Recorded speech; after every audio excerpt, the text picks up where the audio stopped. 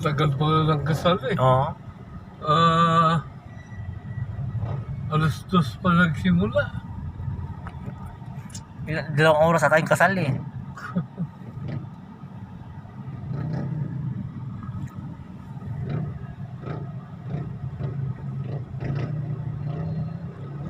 Tagal bumaba ng babae kasi pagka hindi ko binuksan yung aircon, maaano yung makeup niya.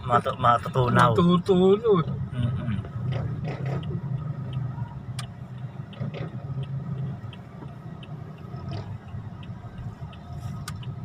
Dito yung simbahan, no? Oo, yan. May malayo-layo din na. Nilakad pala nilang iba. Yung entrance niya yan. Oo. Malapit lang pala. Medyo malayo-layo din. Nilakad nila. Ito yung simbahan, Yan, diba? simbahan.